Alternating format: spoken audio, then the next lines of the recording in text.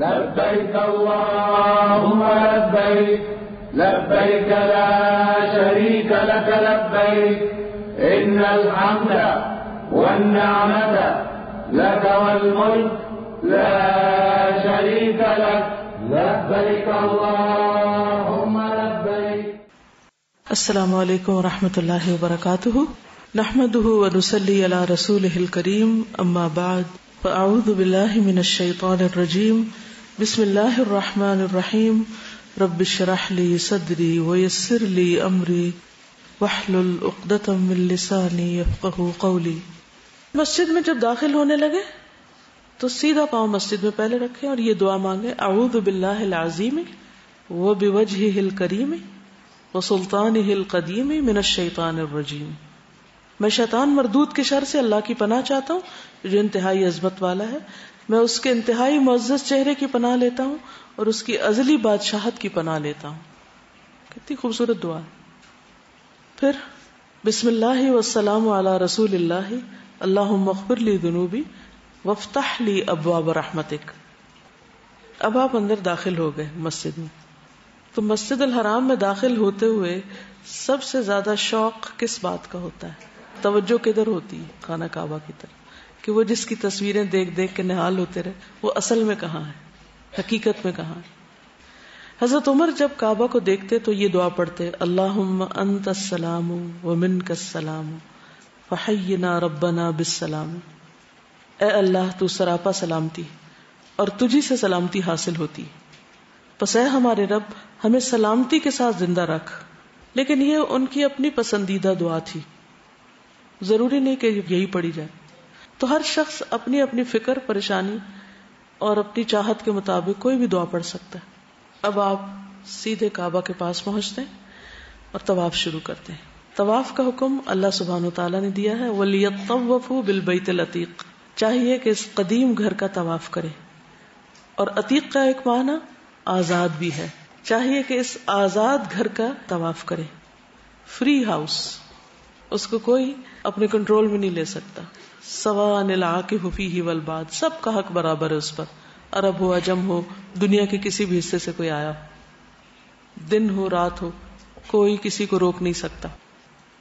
اور وہ بن زبیر بیان کرتے ہیں نبی اکرم صلی اللہ علیہ وسلم کے حج کے بارے میں کہ حضرت عائشہ نے مجھے بتایا جب نبی صلی اللہ علیہ وسلم مکہ تشریف لائے تو سب سے پہلے آپ نے وضو کیا، پھر بیت اللہ شریف کا طواف کیا. تو اس سے کیا پتہ چلتا ہے؟ طواف وضو کی حالت میں کرنا چاہیے، باوضو کرنا چاہیے. ایک طواف کا اجر کتنا ہے؟ یہ تو آپ حج یا عمرہ کا طواف کر رہے ہیں نا، لیکن اس کے علاوہ بھی اگر آپ طواف کرتے ہیں تو اس کا اجر کتنا ہے؟ عبداللہ بن عمر فرماتے ہیں میں نے رسول اللہ صلی اللہ علیہ وسلم کو یہ فرماتے ہوئے سنا: جو بیت اللہ کا طواف کرے اور 2 رکعتیں ادا کرے اس کا یہ عمل ایک غلام آزاد کرنے کے برابر ہوگا. اب دن میں جتنے چاہیں غلام آزاد کر لیں. اور آپ کو معلوم ہے کہ ایک غلام آزاد کرنے کا ثواب کیا؟ اپنے آپ کو آگ سے آزاد کرنا. یعنی کوئی شخص اگر ایک پورا غلام آزاد کرتا ہے تو وہ اپنے پورے جسم کو آگ سے آزاد کرا لیتا ہے، اپنا چھٹکارا کرا لیتا ہے. تو اب آپ سوچئے کتنا بڑا اجر، کتنی بڑی سعادت ہے. آج کل تو ویسے بھی غلام نہیں ہے اور نہ ہی کہیں سے آزاد کر سکتے ہیں خرید کے یا کچھ کر کے. تو یہ ایک موقع ہے غلام آزاد کرنے کا. اور کیا اجر ہوگا؟ ہر قدم پر 10 نیکیاں جو آپ طواف میں اٹھائیں گے. تو اس لیے چکر بڑا ہو جائے تو بالکل فکر نہیں کریں، اور اگر بھیڑ یا رش کی وجہ سے چھت پہ کرنا پڑے تو بھی غم نہ کریں. ہر قدم پر 10 نیکیاں، 10 گناہ معاف، 10 درجے بلند. ابن عمر کہتے ہیں میں نے نبی صلی اللہ علیہ وسلم کو یہ فرماتے ہوئے سنا ہے: جو شخص ایک قدم بھی اٹھاتا یا رکھتا ہے اس پر اس کے لیے 10 نیکیاں لکھی جاتی، 10 گناہ مٹائے جاتے اور 10 درجات بلند کیے جاتے. جب ہمیں کسی چیز کا اجر و ثواب پتہ چلتا ہے تو پھر اس کام کے کرنے کا شوق بھی بڑھتا ہے اور مشکل کے باوجود بھی انسان کرتا ہے. ورنہ تو لوگ یہاں بیٹھ کے باتیں کرتے رہتے ہیں یا وہاں پہنچ کے بھی کرنے سے باز نہیں آتے کہ ان لوگوں کو دیکھو دیوانے ہو رہے ہیں، باز ہی نہیں آتے، ہر وقت طواف ہی کیے چلے جا رہے ہیں. یہ سب ناسمجھی کی بات ہے، کیونکہ پتہ ہی نہیں کہ ملنا کیا ہے ان کو. وہ تو شاید عقیدت میں ہی کر رہے ہیں، ان کو یہ اجر و ثواب نہ بھی پتا ہو. لیکن جن کو نہ عقیدت ہے نہ اجر و ثواب کا کچھ اندازہ ہے، وہ پھر اس طرح کی باتیں کیا کرے. طواف بھی ایک طرح سے نماز ہے، سوائے اس کے کہ اس میں بولنے کی اجازت ہوتی، یعنی اس کو نماز سے تشبیہ دی گئی.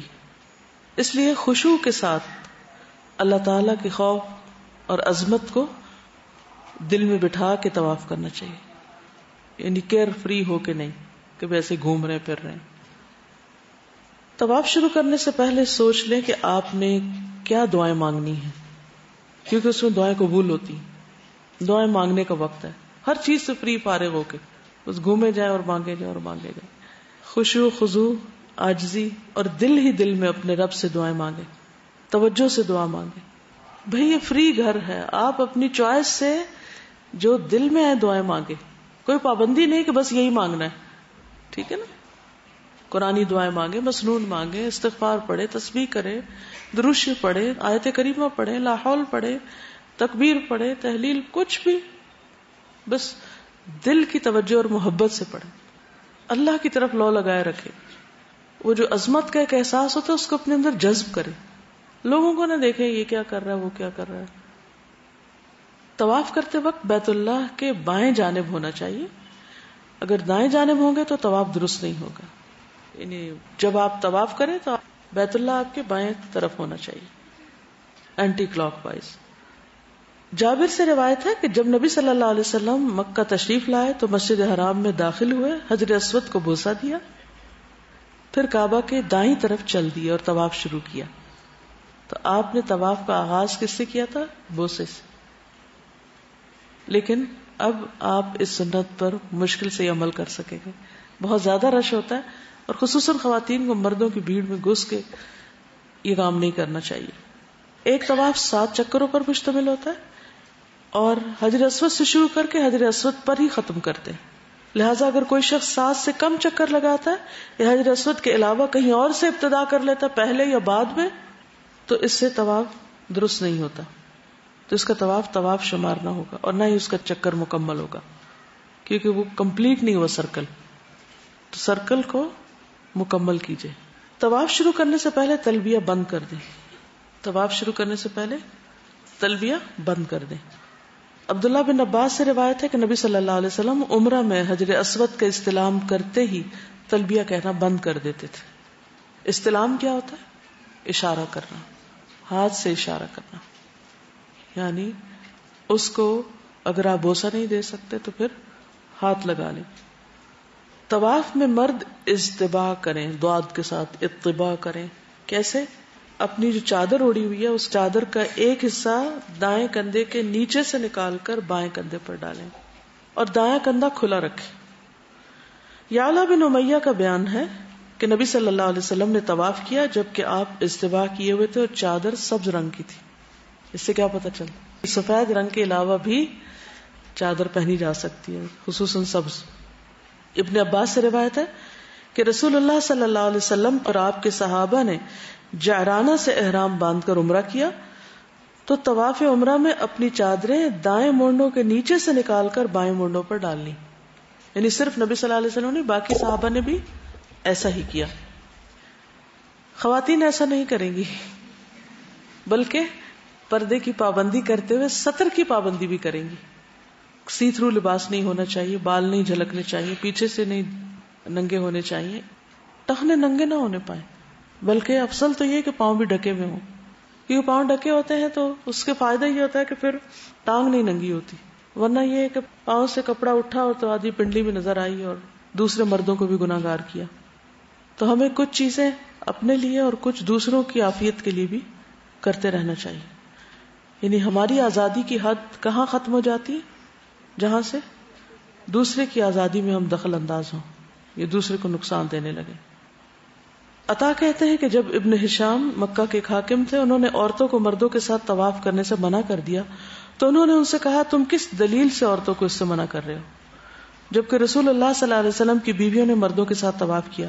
ابن جرائج نے پوچھا یہ پردہ کی آیت نازل ہونے کے بعد کا واقعہ یا پہلے کا؟ انہوں نے کہا میری عمر کی قسم میں نے انہیں پردہ کی آیت نازل ہونے کے بعد دیکھا کہ وہ نبی صلی اللہ علیہ وسلم کے ساتھ طواف کر رہی ہیں. اس پر ابن جرائج نے پوچھا وہ مردوں میں کیسے مل جاتی تھی، یعنی وہ بھی اور سب گھوم رہے ہوتے. انہوں نے فرمایا کہ اختلاط نہیں ہوتا تھا، یعنی اس طرح مکس اپ نہیں ہوتے تھے کہ آدمی کے ساتھ ساتھ چل رہے ہوں. حضرت عائشہ مردوں سے الگ رہ کر ایک الگ کونے میں طواف کرتی تھی، یعنی ہٹ ہٹ کے کرتی تھی، بیچ میں نہیں گھس جاتی. ان کے ساتھ مل کر نہیں کرتی تھی، یعنی اپنے آپ کو خود بچا کے کرتی تھی. ٹھیک ہے بہت رش میں مشکل ہوتا ہے، لیکن عام دنوں میں جب ہلکا ہو رش تو ایک طرف سے کر سکتا ہے انسان. البتہ عورتیں جب کعبہ کے اندر جانا چاہتی تو اندر جانے سے پہلے باہر کھڑی ہو جاتی، اور مرد باہر آ جاتے تو اندر جاتی، کیونکہ وہ چھوٹی جگہ ہے نا. تو یہ نہیں کہ وہ بھی اندر گئے اور وہ بھی گھس گئی. اب یہ مشکل ہوتی ہے کہ مرد عموماً ملتزم پر ہوتے ہیں تو عورتیں بعض اوقات وہاں جانے کی کوشش کرتی ہیں، یا پھر حجر اسود پر تو بعض اوقات ان کے دوپٹے بھی اتر جاتے ہیں اور کئی لوگ تو بے ہوش بھی ہونے لگتے ہیں. تو ایسی نیکی کا کیا فائدہ جس سے اتنے سارے گناہ لازم آئے؟ انسان صبر کر لے، اللہ تعالیٰ اس کا اجر دے گا. یا پھر ایسے وقت کی تلاش کرے کہ جس میں رش کم ہو، تو اس میں پھر موقع ہوتا ہے کہ انسان حجر اسود کو بوسہ دے سکے. بعض لوگ اپنا طواف چھوڑ کے بیچ میں کھڑے ہو جاتے ہیں اور آدھا گھنٹے کھڑے رہتے ہیں. بھئی آپ اپنا طواف مکمل کریں. اب جب طواف مکمل ہو گیا تو پھر آخر میں تو نہیں بوسہ ہوتا، بوسہ تو شروع میں ہوتا ہے. اگر بوسہ نہ دے سکے تو استلام کریں، یعنی ہاتھ یا چھڑی سے حجر اسود کو چھو لیں، دور سے ہاتھ لگا لیں. وہ بھی اگر ممکن نہ ہو تو صرف اشارہ بھی کافی ہے. جابر کہتے ہیں کہ جب نبی صلی اللہ علیہ وسلم مکہ تشریف لائے اور مسجد حرام میں داخل ہوئے تو حجر اسود کا استلام کیا، پھر بیت اللہ کے دائیں طرف چلنا شروع کیا. عبداللہ بن عمر سے روایت ہے کہ ایک آدمی نے حجر اسود کے استلام کے بارے میں سوال کیا تو انہوں نے کہا میں نے رسول اللہ صلی اللہ علیہ وسلم کو حجر اسود کو چھونے کے بعد ہاتھ کو چومتے ہوئے دیکھا ہے. یعنی آپ نے کیا کیا؟ حجر اسود کو چھوا اور پھر ہاتھ کو چوم لیا. ابو طفیل کہتے ہیں میں نے رسول اللہ صلی اللہ علیہ وسلم کو بیت اللہ کا طواف کرتے ہوئے دیکھا، آپ حجر اسود کو اپنی چھڑی سے چھوتے اور اسے چوم لیتے، یعنی چھڑی سے ہاتھ لگائے تو اس کو کس کر لیتے. لیکن بعض اوقات آپ دور ہوتے ہیں تو کچھ بھی ٹچ نہیں کر سکتے. یہ یاد رکھیے کہ رکن یمانی کو نہیں چومتے اور نہ ہی وہ طواف کا حصہ ہے، وہ ویسے ایک اجر کی بات ہے. رکن یمانی کو صرف ہاتھ لگاتے ہیں کیونکہ اس کے ہاتھ لگانے سے خطائیں گر جاتی ہیں انسان کی. اگر ہاتھ نہیں لگا سکے تو اشارہ نہیں کریں گے. تو بعض لوگ حجر اسود کو موقع نہیں ملتا تو اس کو چومنے لگتے ہیں. جو کام نبی صلی اللہ علیہ وسلم نے نہیں کیا وہ ہمیں بھی نہیں کرنا. حجر اسود کے بارے میں آپ کیا جانتے ہیں؟ کہاں سے آیا؟ جنت سے. کیسا تھا؟ دودھ سے بھی سفید. حجر اسود کو چھونا گناہوں کو مٹاتا ہے. ابن عمر کہتے ہیں رسول اللہ صلی اللہ علیہ وسلم نے فرمایا یقیناً رکن یمانی اور رکن اسود کو چھونا خطاؤں کو گرا دیتا ہے. مسند احمد کی روایت ہے رسول اللہ صلی اللہ علیہ وسلم نے فرمایا قیامت کے دن حجر اسود اس طرح آئے گا کہ اس کی 2 آنکھیں ہوں گی جن سے یہ دیکھتا ہوگا، اور ایک زبان ہوگی جس سے یہ بولتا ہوگا، اور اس شخص کے حق میں گواہی دے گا جس نے اسے حق کے ساتھ بوسہ دیا ہوگا. رسول اللہ صلی اللہ علیہ وسلم نے فرمایا قیامت کے دن جب حجر اسود آئے گا تو وہ جبل ابو قبیس سے بھی بڑا ہوگا، بہت بڑا بن جائے گا. اس کی 1 زبان اور 2 ہونٹ ہوں گے، اور دوسری روایت میں اس کی آنکھیں بھی ہوں گی، اور وہ دیکھے گا کس کس نے مجھے بوسہ دیا تھا اور کیا سوچ کے اور کس نیت کے ساتھ. بہرحال چاہے بوسہ دیں یا ہاتھ لگائیں یا اشارہ کر کے جائیں تو طواف کا آغاز بسم اللہ واللہ اکبر سے کریں. عبداللہ بن عمر سے روایت ہے رسول اللہ صلی اللہ علیہ وسلم بیت اللہ تشریف لاتے تو حجر اسود کا استلام کرتے اور فرماتے بسم اللہ واللہ اکبر. صرف اللہ اکبر بھی کہہ سکتے ہیں. عبداللہ بن عمر سے روایت ہے نبی صلی اللہ علیہ وسلم نے بیت اللہ کا طواف اونٹ پر سوار ہو کر کیا. آپ جب بھی حجر اسود کے نزدیک آتے تو آپ کے ہاتھ میں جو چیز تھی اس سے اشارہ کرتے اور اللہ اکبر کہتے. حجر اسود کا بوسہ طواف کے علاوہ بھی کیا جا سکتا ہے، یعنی اگر طواف کے شروع میں موقع نہ ملے اور آپ ڈائریکٹ جا کر صرف بوسہ دینا چاہیں تو ایسا بھی کر سکتے ہیں. ابن عمر مسجد سے اس وقت تک نہ نکلتے تھے جب تک حجر اسود کا استلام نہ کر لیتے. رکن یمانی، رکن کہتے ہیں کونے کو، یمانی یمن سے ہے. یمن کی طرف خانہ کعبہ کا جو کارنر ہے اس پر اگر آپ دیکھیں تو کعبہ کے اوپر سے وہاں سے کپڑا ہٹا ہوا ہے، تو بس وہ کارنر ہے خانہ کعبہ کا، اور اس پر ہاتھ لگانا ہوتا ہے بس. عمر بن خطاب سے مروی ہے کہ نبی اکرم صلی اللہ علیہ وسلم نے ان کے لیے فرمایا اگر تمہیں خالی جگہ ملے تو حجر اسود کا بوسہ لو، نہ ملے تو اس کی طرف رخ کر کے لا الہ الا اللہ واللہ اکبر پڑھتے ہوئے آگے گزر جاؤ. رکنا نہیں چاہیے. بہت سے لوگ وہاں رک کے بھیڑ کر دیتے ہیں اور 3 دفعہ پڑھ رہے ہوتے ہیں اور لمبے چوڑے اشارے شروع کر دیتے ہیں، جس کی وجہ سے باقی لوگوں کو بہت تکلیف پہنچتی ہے. اور طواف کا ہر چکر بسم اللہ اللہ اکبر یا لا الہ الا اللہ اللہ اکبر سے شروع کر لینا چاہیے. عبداللہ بن عمر کہتے ہیں کہ رسول اللہ صلی اللہ علیہ وسلم ہر چکر میں رکن یمانی اور حجر اسود کو ضرور چھوتے. عبداللہ بن عباس کہتے ہیں رسول اللہ صلی اللہ علیہ وسلم نے بیت اللہ کا طواف اونٹ پر سوار ہو کے کیا اور ہر بار جو بھی چیز آپ کے ہاتھ میں ہوتی اس سے اس کی طرف اشارہ کرتے اور اللہ اکبر کہتے. ایک عورت نے حضرت عائشہ سے کہا ام المومنین چلیے حجر اسود کو بوسہ دیتے، تو انہوں نے انکار کر دیا اور کہا تم جاؤ چومنے، میں نہیں جاتی کیونکہ رش ہے، مردوں میں نہیں جا رہی. عمر بن خطاب سے مروی ہے نبی صلی اللہ علیہ وسلم نے ان کو فرمایا اے عمر یقیناً تم طاقتور آدمی ہو، اس لیے تم حجر اسود پر مزاحمت نہ کرنا، دھکم پیل نہ کرنا، کیونکہ تم طاقتور اور سب کو ہٹا دو گے اپنے ہاتھ سے، تو یہ نہیں کرنا، کیونکہ اس طرح تم کمزور افراد کو اذیت پہنچاؤ گے. اگر تمہیں خالی جگہ ملے تو حجر اسود کا بوسہ لو، اگر نہ ملے تو اس کی طرف رخ کرتے ہوئے لا الہ الا اللہ واللہ اکبر پڑھ کے آگے گزر جاؤ. طواف کے دوران تلاوت قرآن، تسبیح، تحلیل، دعائیں اور اذکار کرتے رہنا چاہیے. بیت اللہ کا طواف، صفا مروہ کی سعی اور جمرات کو کنکریاں مارنا، یہ سب اللہ کا ذکر قائم کرنے کے لیے ہیں. یہ نبی صلی اللہ علیہ وسلم نے فرمایا. یہ سب چیزیں اصل میں کس لیے؟ اللہ کی یاد کے لیے، شاعر اللہ ہیں، تو کثرت سے اللہ کو یاد کرنا چاہیے. رکن یمانی اور حجر اسود کے علاوہ باقی دونوں کونوں یا کعبہ کی کسی اور چیز کا استلام سنت سے ثابت نہیں. یعنی ان 2 کارنرز کے علاوہ کسی کارنر پہ ہاتھ نہیں لگانا، نہ ہی کعبہ کے کپڑے کو چھونا ہے اور نہ ہی وہاں پر کسی چیز کا استلام کرنا ہے. ابن عمر کہتے ہیں میں نے نبی صلی اللہ علیہ وسلم کو دونوں کونوں کے سوا کسی چیز کو چھوتے ہوئے نہیں دیکھا. تو لوگ کیا سوچتے ہیں اگر یہ نہیں تو کہیں بھی ہاتھ لگا لو، کسی بھی چیز کے ساتھ چمٹ جاؤ. یعلا بن امیہ کہتے ہیں ایک مرتبہ میں نے عمر بن خطاب کے ساتھ طواف کیا، انہوں نے حجر اسود کا استلام کیا. یعلا کہتے ہیں میں بیت اللہ کی جانب تھا، جب میں رکن یمانی پر پہنچا تو میں نے حضرت عمر کا ہاتھ پکڑ لیا تاکہ وہ استلام کر لیں. انہوں نے فرمایا تمہیں کیا ہوا؟ میں نے کہا آپ استلام نہیں کریں گے، یعنی رکن یمانی کا. انہوں نے فرمایا کیا تم نے کبھی رسول اللہ صلی اللہ علیہ وسلم کے ساتھ طواف کیا؟ میں نے عرض کیا کیوں نہیں؟ فرمایا کیا تم نے نبی صلی اللہ علیہ وسلم کو اس کا استلام کرتے ہوئے دیکھا کہ رکن یمانی کی طرف بھی تم ہاتھ کرو اس طرح؟ میں نے کہا نہیں. انہوں نے فرمایا کیا رسول اللہ صلی اللہ علیہ وسلم کی ذات میں تمہارے لیے اسوہ حسنہ موجود نہیں؟ میں نے عرض کیا کیوں نہیں؟ انہوں نے فرمایا اسے چھوڑ دو. یعنی ممکن ہو تو ہاتھ لگا سکتے ہیں لیکن اشارہ کرنے کی ضرورت نہیں، یا کسی چیز کے ساتھ اس کو چھونے کی ضرورت نہیں. رکن یمانی اور حجر اسود کے درمیان دعا مانگے.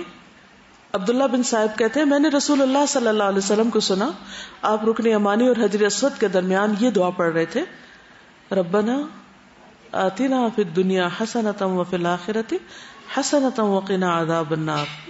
اے ہمارے رب ہمیں دنیا میں بھلائی اور آخرت میں بھی بھلائی عطا فرما اور ہمیں آگ کے عذاب سے بچا.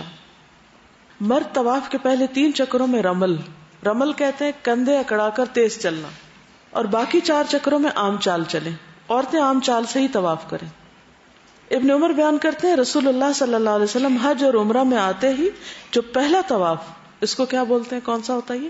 طواف قدوم کا تھا استقبالی، یعنی پہلا طواف قدوم کرتے تو اس کے 3 چکروں میں رمل کرتے، آہستہ آہستہ دوڑتے اور 4 میں عام رفتار سے چلتے، پھر 2 رکعتیں ادا کرتے.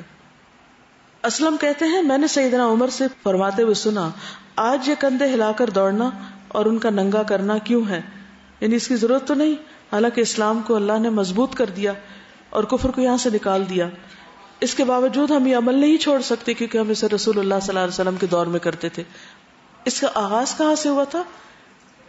جب مکہ سے مسلمان ہجرت کر کے چلے گئے مدینہ اور کافی عرصے کے بعد واپس آئے تو انہوں نے کہا کہ مسلمانوں کو مدینہ کی ہوا راس نہیں آئی اور یہ بہت بیمار اور کمزور ہو گئے. تو اس پر آپ نے حکم دیا کہ مسلمان پوری طاقت کا مظاہرہ کرتے ہوئے چلیں، اسلام بیمار نہیں ہے.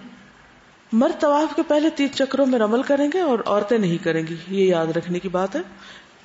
دوران طواف نماز کا وقت ہو جائے تو طواف روک کر مرد اپنے دونوں کندھے ڈھانپ کر نماز ادا کریں.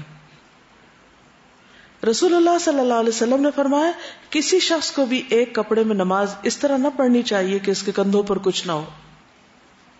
نماز سے فارغ ہونے کے بعد مرد دایاں کندھا پھر کھول لیں. پہلے چکروں کو شمار کرتے ہوئے باقی چکر پورے کر کے طواف مکمل کریں. خواتین بھی نماز باجماعت ادا کریں اور طواف کے باقی چکر بعد میں پورے کریں. یعنی یہ نہیں ہو سکتا مرد نماز پڑھیں اور عورتیں بیچ میں طواف کر رہی ہیں. نماز کی ادائیگی کے دوران صف بندی کی طرف پوری توجہ کریں. فرض نماز کی موجودگی میں کوئی دوسری نماز نہیں ہوتی، لہٰذا اس وقت صرف فرض نماز ادا کریں. طواف مکمل کرنے کے بعد استوا ختم کر دیں. استوا کیا ہوتا ہے؟ کندھا ننگا کرنا. اور احرام، استوا اور رمل صرف عمرہ کے طواف کے لیے. عمرے کے بعد اگر آپ طواف کرنا چاہیں تو یہ تینوں چیزیں نہیں ہوگی. عام طواف میں نہ رمل ہے، نہ استوا ہے اور نہ ہی احرام ہے. احرام صرف عمرے کے طواف کے لیے ہے. ابن عباس کہتے ہیں نبی صلی اللہ علیہ وسلم نے اپنے طواف افاضہ میں رمل نہیں کیا. افاضہ کون سا ہوتا ہے طواف؟ ثم افیضوا من حیث افاض الناس، عرفات سے واپس آنے کے بعد جو طواف کیا جاتا ہے. مسجد الحرام میں طواف اور نماز ممنوعہ اوقات زوال میں بھی ادا کر سکتے ہیں. مسجد حرام کے اندر جو نماز ہے جیسے طواف کے نفل ہے تو یہ ممنوعہ اوقات یعنی زوال کے اوقات میں بھی ادا کیے جا سکتے ہیں.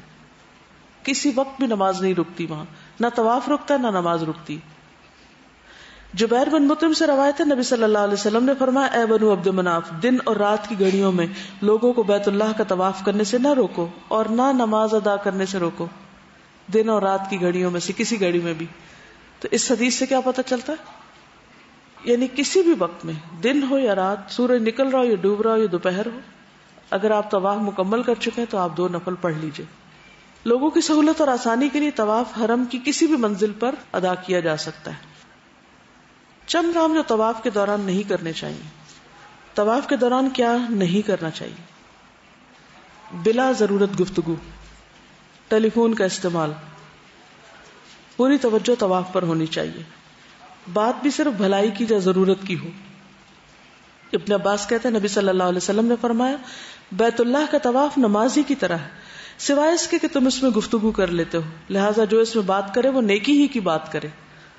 عبداللہ بن عمر سے روایت ہے رسول اللہ صلی اللہ علیہ وسلم نے فرمایا تم لوگ حالت طواف میں گفتگو کم کرو، بات کم کرو، کیونکہ تم طواف کرتے وقت نماز میں ہو. یعنی طواف بھی نماز ہے، صرف یہ کہ بات کی اجازت ہے اگر ضرورت پڑے تو.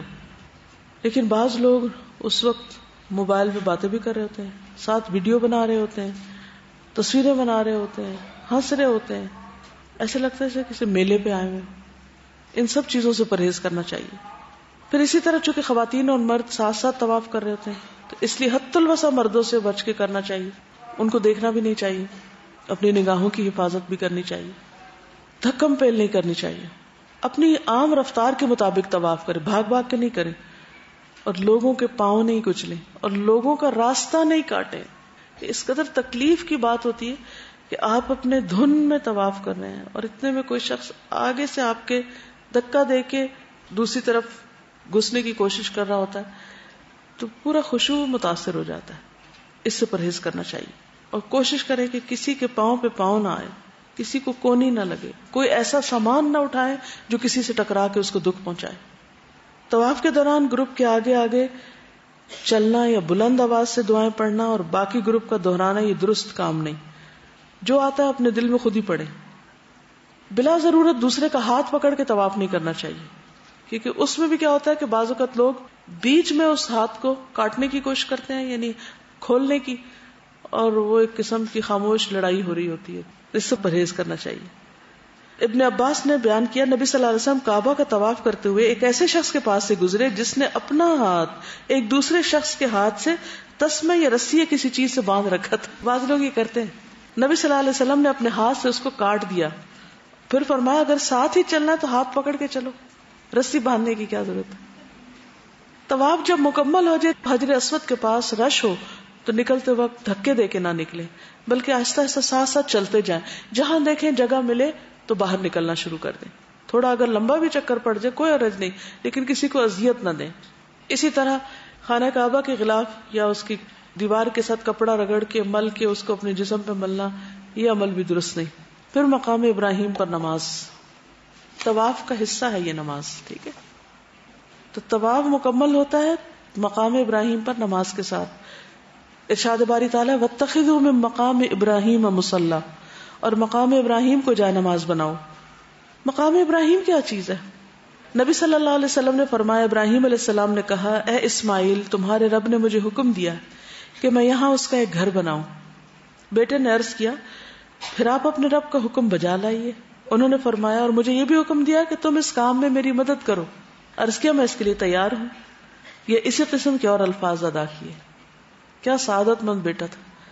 آج کل کی سعادت کیا ہے؟ آپ کسی سے کوئی کام کہتے ہیں تو وہ صاف نہ کر دیتے، اور اس چیز کو بڑا فخر سمجھتے ہیں کہ نو کرنا سیکھو. یعنی آج کل کے کلچر میں یہ بات بڑے سمارٹ ہونے کی علامت ہے کہ نو کرنا آنا چاہیے. حالانکہ نبی صلی اللہ علیہ وسلم کی عملی سنت کیا ہے؟ آپ سے جب کسی چیز کا سوال کیا گیا تو آپ نے نہ نہیں کی. بعض اوقات آپ نہیں کر سکتے تھے تو کسی سے کہہ دیا، سفارش کر دی.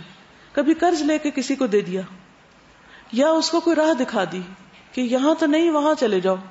تو اگر آپ فوری طور پر کسی کا کوئی کام نہیں کر سکتے تو آپ اس سے مہلت مانگ لیں کہ مجھے کچھ ٹائم چاہیے. لیکن یہ کرنا بد اخلاقی بھی ہے، یعنی نو کرنا بد اخلاقی بھی ہے، اور نبی صلی اللہ علیہ وسلم کی سنت کی خلاف ورزی بھی ہے، اور حضرت ابراہیم اور اسماعیل علیہ السلام کے طریقے کے بھی خلاف ہے. اور خصوصاً حج کے موقع پر جب کہ ہم ایک طرف کہہ رہے ہیں لبیک ہمارے، تو یہ لبیک بھی کس کی سنت میں ہے ایک طرح سے؟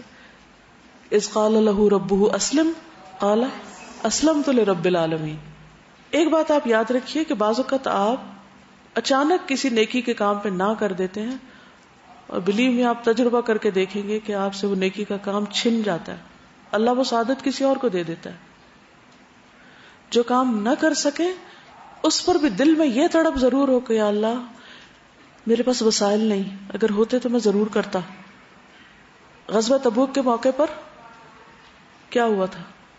جن لوگوں کے پاس سواریاں نہیں تھے اور وہ مدینہ میں رہ گئے تھے، ان کے بارے میں آپ نے کیا فرمایا؟ وہ ہر اجر میں تمہارے ساتھ شریک ہے، کیونکہ انہیں عذر نے روک لیا. یہ نہیں ہو سکتا ہم ہر فن مولا اور ہر کام ہم ہی کریں اور جو کوئی کہے وہ کر ہی ڈالے. یہ پاسبل نہیں، ہیومنلی، کیونکہ انسان ہے ہم. لیکن ایک طریقہ ہونا چاہیے نہ کرنے کا بھی، یا معذرت کرنے کا. آلٹرنیٹ دے دیں دوسرے کو، غور و فکر کریں، خاموشی اختیار کر لیں، کیونکہ خاموشی سے بھی دوسرا سمجھ جاتا ہے کہ یہ کام نہیں ہو سکتا اس سے. الا یہ کس چیز پہ نہ کرنی چاہیے؟ جب کوئی غلط چیز کی طرف بلائے، حرام کام کی طرف، کسی گناہ کے کام کی طرف، کسی ناجائز کام کی طرف، کسی غیر ضروری اور دین کی مصلحت کے خلاف کسی کام کی طرف، اس پہ نہ کر سکتے ہیں آپ. جیسے حضرت عائشہ کو کسی نے کہا او چلتے ہیں حجر اسود کو بوسہ دینے، تو انہوں نے کیا کیا؟ انکار کر دیا. کیا یہ نیکی کا کام نہیں تھا؟ لیکن اس موقع پر نیکی نہیں تھی. وہ کیوں نہیں تھی نیکی؟ کیونکہ مردوں کے ہجوم میں جانا تھا وہاں، اور ان میں انہوں نے یہ نہیں کہا میں نہیں جاتی، انہوں نے کیا کہا؟ تم چلی جاؤ. ابراہیم اور اسماعیل علیہ السلام کی تو ادائیں خیر فرق ہیں. ان کو تو جب قربانی کے لیے بلایا گیا، ذبح کرنے کے لیے، تو انہوں نے اپنا سر جھکا دیا. فلما اسلما، دونوں نے ہی سر جھکایا. پھر دونوں باپ بیٹے اٹھے. ابراہیم علیہ السلام دیواریں اٹھاتے تھے اور اسماعیل علیہ السلام انہیں پتھر لالا کر دیتے تھے، اور دونوں یہ دعائیں کرتے تھے، اے ہمارے رب، ہماری طرف سے یہ خدمت قبول فرما، بے شک تو بڑا سننے والا، بہت جاننے والا.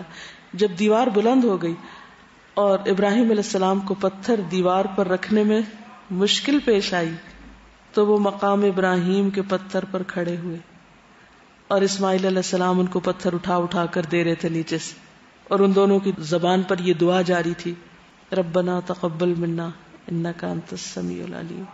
تو اس پتھر کے اوپر ابراہیم علیہ السلام کے قدم کے نشان اب تک محفوظ ہیں. صحابہ کی اس مقام سے بہت وابستگی تھی، محبت تھی. عمر کہتے ہیں میری 3 باتوں میں جو میرے منہ سے نکلا میرے رب نے ویسا ہی حکم دیا، یعنی جو میں نے بولا اللہ نے ویسا کر دیا. میں کہہ رہی تھی نہ مت کرو ورنہ محروم ہو جاؤ گے. تو یہاں پر 3 باتیں ان کی منہ سے نکلی کہ ایسا کاش ہو جائے. تو وہ ویسا ہی ہو گیا. ان میں سے ایک یہ ہے کہ میں نے کہا تھا یا رسول اللہ صلی اللہ علیہ وسلم اگر ہم مقام ابراہیم کو نماز پڑھنے کی جگہ بنا سکتے تو اچھا ہوتا. اس پر یہ آیت نازل ہوئی وَاتَّخِذُوا مِن مَّقَامِ إِبْرَاهِيمَ مُصَلًّى. یہ ابراہیم علیہ السلام کہ اس جگہ کے پاس حضرت عمر کی خواہش تھی کہ اسے نماز کی جگہ بنا دیا جائے. ان کی سجیشن تھی, اللہ تعالیٰ نے قبول فرما لی. نبی صلی اللہ علیہ وسلم نے فرمایا حجر اسود اور مقام ابراہیم جنت کے یاقوت ہیں. اگر بنی آدم کی خطاؤں اور گناہوں نے اسے نہ چھوا ہوتا تو مشرق اور مغرب کے درمیان جو کچھ ہے اسے روشن کر دیتے, اور جو معذور اور مریض اسے چھوتا اسے شفا دی جاتی. یعنی یہ شفا کا باعث بھی ہوتے. یہ اللہ تعالیٰ کا فضل ہے, جس چیز میں چاہے شفا رکھ دے. لیکن چونکہ گناہگار انسانوں کے ہاتھوں نے ان کو چھوا تو گناہوں کا جو اندھیرا تھا, جیسے دل پہ اندھیرا ہوتا ہے, یہ دل پہ سیاہی ہوتی ہے, اس نے ان کو سیاہ کر دیا. اب اگر آپ حجر اسود کو دیکھیں تو واقعی وہ سیاہ کالا پتھر ہے. اور اسی طرح مقام ابراہیم بالکل سفید نہیں ہے, روشن نہیں ہے. ٹھیک ہے, چلیے اب اجازت. سبحانک اللہم و بحمدک اشہد ان لا الہ الا انت استغفرک و اتوب الیک.